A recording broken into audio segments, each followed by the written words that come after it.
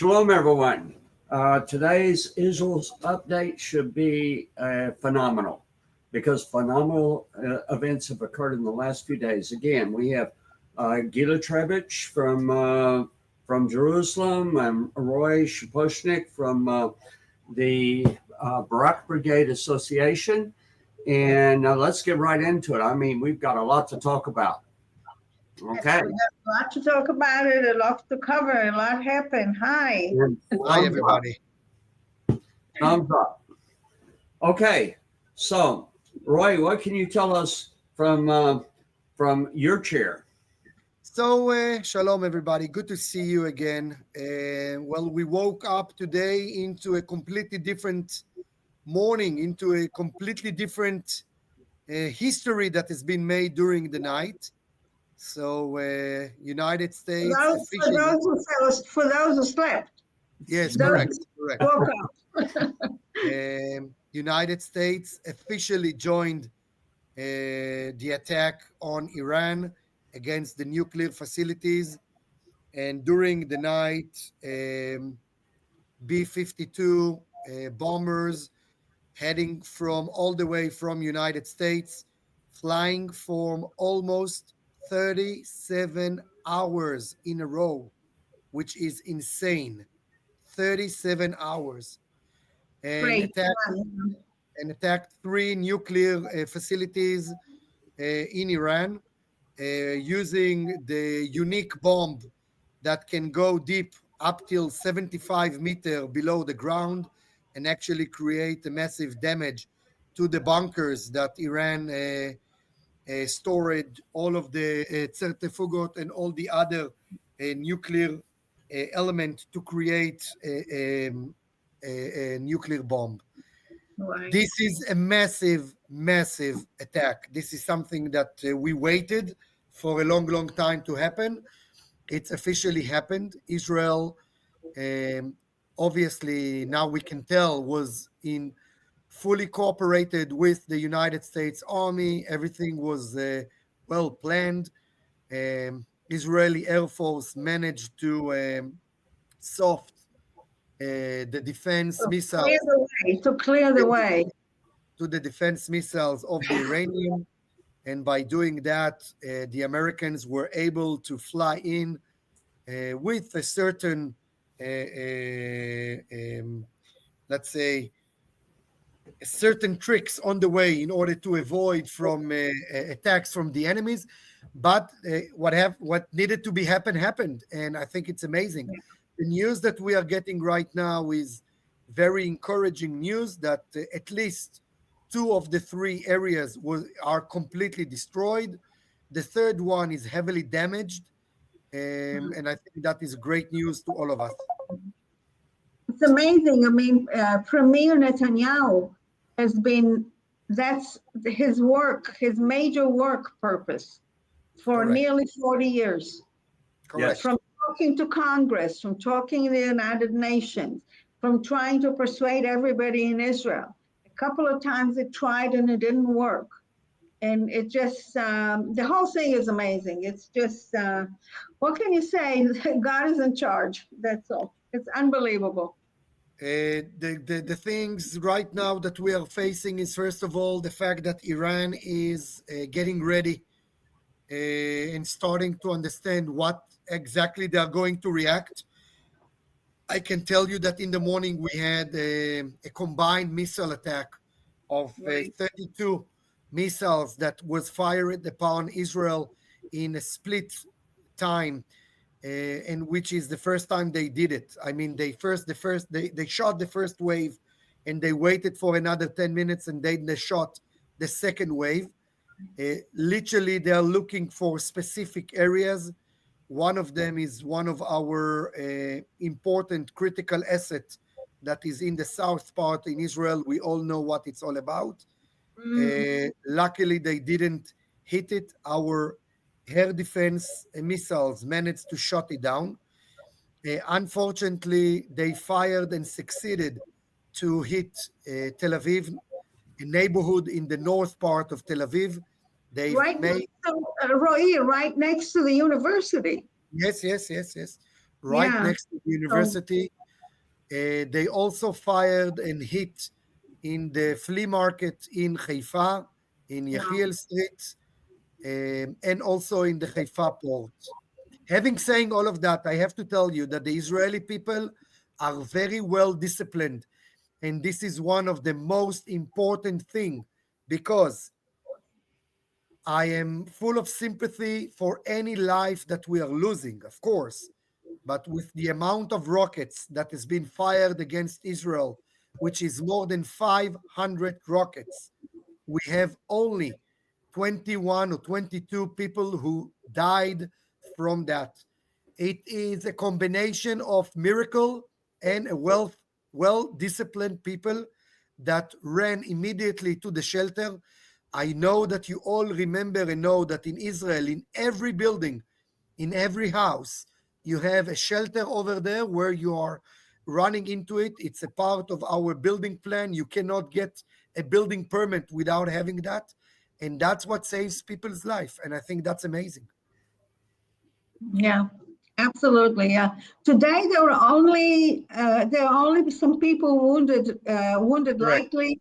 One person was wounded a little more severely, Correct. but there's and a big barrage of missiles. Yeah. Yes, Joe. No, no, go ahead. I want to listen, then The I'll ask. Israeli army is chasing right now two main targets in Iran. The first one, we are hunting for the missile launchers. For We the have launch. a bunch of UAVs that are flying above the western side of Iran and the center of Iran. And immediately when we are getting from our satellite images of a missile launcher that are getting ready, the UAVs are hunting them specifically. We have managed to take out Excuse me for 1 second. Yeah. 55% of all the Iranian missile launcher, which is an amazing achievement. And that's one of the reasons why the Iranian have reduced tremendously the amount of missiles that they are firing upon us. In the beginning, they fired 100 missiles. Now they are firing between 20 to 30 each time. Beside of that, the Army, the Air Force is working very, very hard on other military targets, specifically around Tehran itself, places that we know that they are doing missiles manufacturers and rockets manufacturers, and that's what the Army is busy with. Roy, can I? I'm going to. My impression of what happens with the missile launchers. I think a lot of people think that these mobile launchers they have in caves that or whatever they're on tracks. They run them out and they just fire a missile. It doesn't work that way.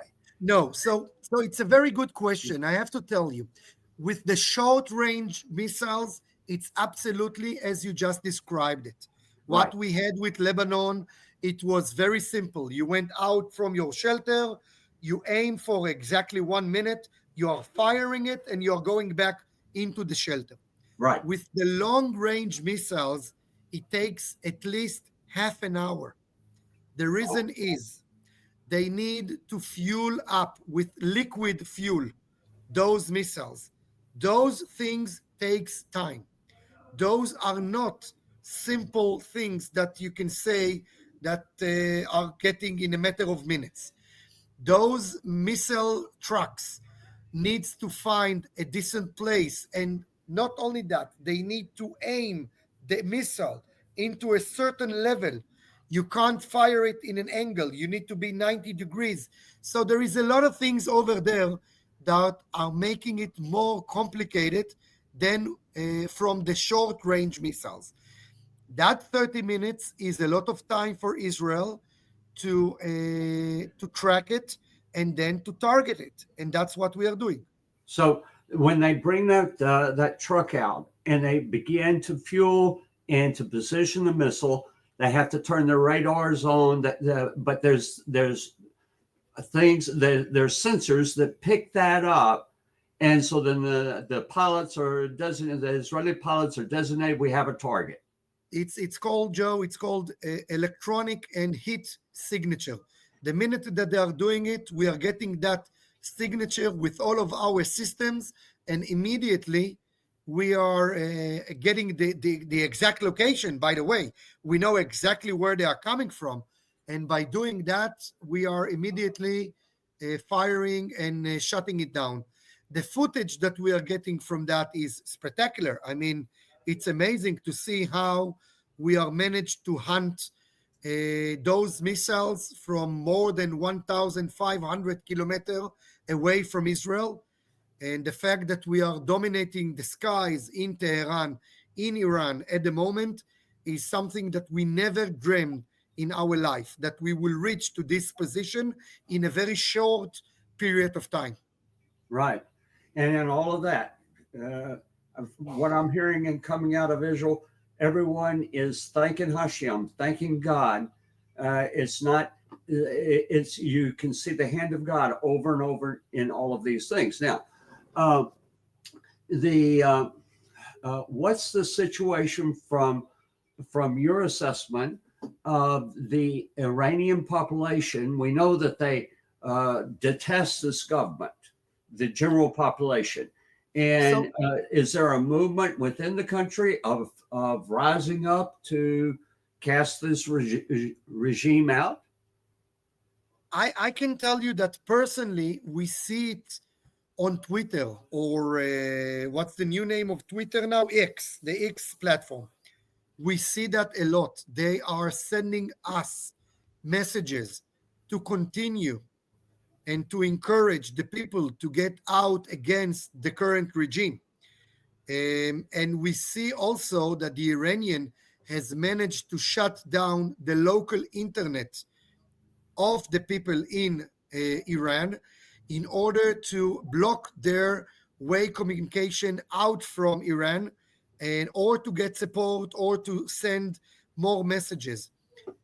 By the way, Starlink internet by Elon Musk has opened the entire internet above the Iranian government, so people can connect to the internet, and by doing that, we can see that the demonstration over there are big, very much encouraging the people to step out and to go against the regime. Inside of Tehran, you see a very horrific movement of people that are leaving Tehran. Mm-hmm. We see that with people that are driving out from Tehran, people that are trying to fly with private airplanes from Tehran to the neighbor countries such as Amman and Bahrain and Qatar. So you see that the people over there are running away because they understand that something big is happening against them. Yes, yes. Okay, let me interrupt for 1 second. I just want to show you how well the authorities in Israel function. We had in an apartment in Tel Aviv, windows shattered this morning because of the blast. The tax people came already. We managed to have it fixed, and they're sending me a check right away. Very good. Never have that in the United States, I can tell you. It's unbelievable, you know? It's really fantastic. Okay, anyhow. So they called, they needed some details from me, and I didn't want to miss that. So, okay, go ahead. I'm sorry, that's a little detail, but it's kind of good to show everybody. So that's the government. That's, Joe, what's going on with that. Beside of that, we see that the Iranians are trying also to encourage Hezbollah to join from the north. Right. In the last 3 days, we had 4 alarms that came from the north. Hezbollah is using, Iran is using UAVs that will attack from the north, and they are trying to make a kind of to set up the fire again between Israel and Hezbollah. So we see that it's Iranian UAVs. The Israeli Defense Force is shutting them down. and firing towards Lebanon. The Hezbollah is still avoiding of interrupting and getting more involved into this situation. Right. So in the meantime, it's tense, but it's not really that they are joining and helping Iran. Right. One of the things that I wanted to ask, and both of you can feed in on this. At this point, from my view, it's not will Iran be defeated; it's when. How soon, and it's going faster than I think anybody had anticipated. Right. What do you see with Iran being taken out? How will it change Israel and the Middle East? You want to hear you want to hear the optimistic point of view or the pessimistic one? No, the optimistic, the good point. Yeah. Look, It's yes. very likely. It's very likely that President Trump can pick up again the Abraham Accords. Right. And he really would like to get in to have Saudi Arabia and whatever other countries of the Emirates are willing to get in. Qatar, I kind of doubt that they will want to go in. They're a strange country because they're very much Muslim Brotherhood Yes. people, but they kind of sit in the middle. They're sit on the fence. Look, But that's the optimistic side. Now, everything is really pending on what will happen in the next 24, 36 hours. Right. And I will give you my point of view. Your pessimistic point of view. Yeah. Iran is in a completely shock. Yeah. Having United States joining is something that they thought about it, but they thought that it won't happen mainly because of Russian and China. What will happen right now with the next 36 hours is very crucial. Assuming that the Iranian will close the Hormuz Straight. The correct? Strait of Hormuz. Yeah. Assuming that will happen, it will create an immediate action from Saudi Arabia and from Bahrain, and that will have an immediate effect on price of oil around the world, and it will have an immediate effect about all of us. I think the Iranian are only threatening; they will not do it because the Americans and Israel will destroy immediately their The oil fields, the gas fields. and their navy, and they will open Hormuz immediately, and that Right. will be the last chance of the Iranian to threat upon the world. Assuming that Iranian has less than 60% missiles and missile launcher against Israel, it will lead them to a phase that they will try to get a kind of an attack against Israeli targets around the world, embassies, consuls. And if that will not succeed, they will find themselves without any capability to make any kind of threat, and they will reach immediately into a surrendering agreement through United States with the neighbor countries headed by the Saudi Arabic. That's my optimistic view. Okay. Now, how does this affect the war in Gaza? Gaza. So, good question. Well, first of all, this morning, Roi, we would go ahead. Yeah. It didn't happen this morning. It happened yesterday. Today in the morning, Yes. we have released that as an official notification. Israel is succeeded to bring back 3 hostages, dead hostages, which means that right now we are in 50 hostages in Gaza. 20 of them are alive, 30 are dead. Last week we weren't able to meet because you were unavailable. But I understand last week that 188th Brigade recovered 2. Is it correct? 2? Correct. Okay. So from 53 we went down to 50. Mm-hmm. Joe, what happens right now in Gaza is that we are dominating completely, and we are doing a very good job over there because of main two reasons. One, the public opinion is not in Gaza, it's right now in Iran. So we are working freely. We are doing a lot of work over there in Right. areas. Nobody's paying attention. The eyes are not on you. Right. Yes, Good. Good. this is number one. Number two, Hamas is breaking down, Yes. seriously breaking down. We are working right now with two completely different gangs, if I can use that words, of Palestinian Bedouin that controlling certain area in the way in Gaza. We are bringing to them humanitarian aid, and they are right now starting to gain dominated in certain population inside of Gaza. That gives us, Joe, a lot of intel. People are talking, people are giving us information. Good. Good. Good. So we Yeah. are really, really working hard on it. I was in Khan Yunis yesterday, and I was witness to a very specific operation, which probably next week I will be able to show you some footage. But we are working hard, and the people are Mhm. working hard. Yeah. Uh, They're not, Roy, they're not gangs. They're like small tribes. small They're like tribes, yes, Gila, tribal you're groups. right.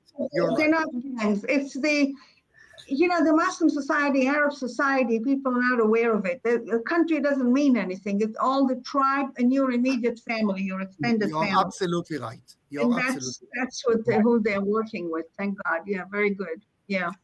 so that's basically where we are. We are still, uh, you know, sending more troops in.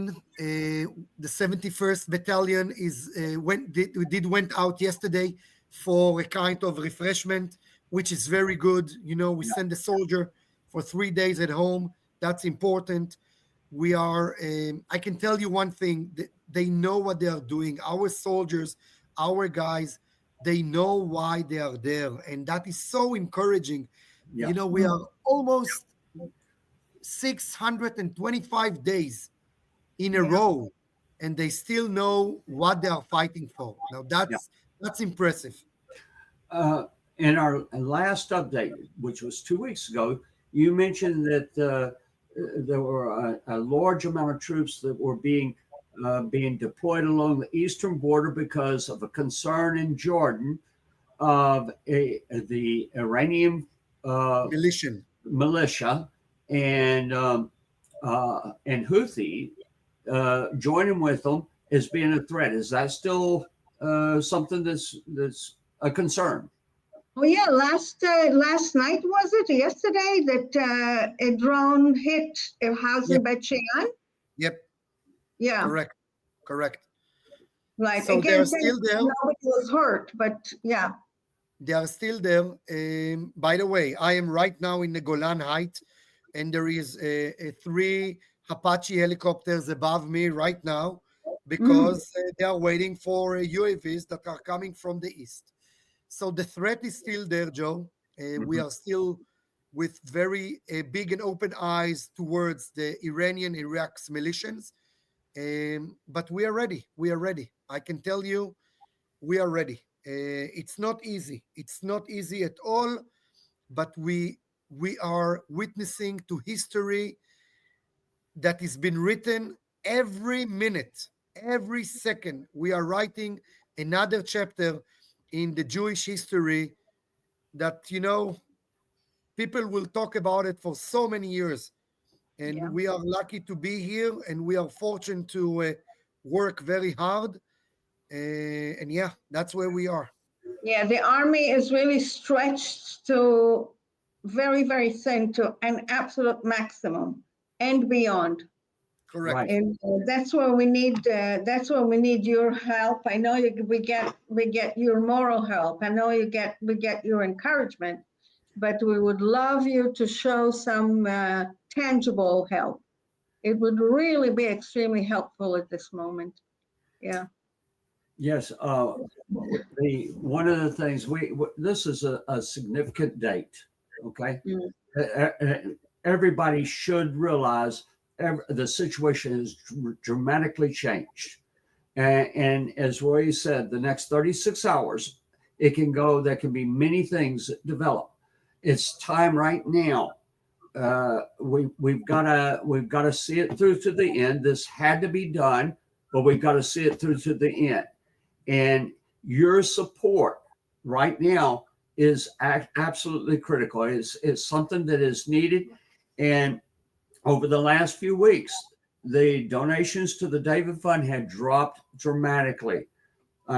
Just please that you can continue and continue to support, financially support. There are many needs that are more than what we can say, of what is needed. But I want to thank everybody for all the donations that have come in, the prayers that have been lifted up, the unity with Israel. We've got about 2 minutes here. I want to get Roy and Gila's closing comments, please. Well, we can first of all, we can say we are extremely grateful. Your support means the world to us. We're not alone in the world, and we know that. And it's like amazing and very, very important to us. And if you could help us also for equipment that literally saves lives, we would really, really appreciate it. I can send you guys next time. I promise I'm going to show you. Thanks to the bulletproof vests and the helmets that you guys helped us to get. 2 of our soldiers got hit, and 2 of them saved their life. Thanks to this equipment that we got from you. I promise you next week, I'm going to show you guys here the exactly what happened over there and how their life managed to be saved thanks to your support. We need you. You're doing an amazing job. We feel your support. We can sense it in every single day, but we still need your help buying those equipment. That is something that is helping us and helping our guys to save their life. Thank you so much for that. All right. Let me say to both of you and to the rest of Israel, thank God for all that y'all have done in changing the situation of terror around the world, not just in Israel. And shalom, everyone. Please be in prayer. Please, please help with the donations. Shalom, shalom. Thank you. Thank you.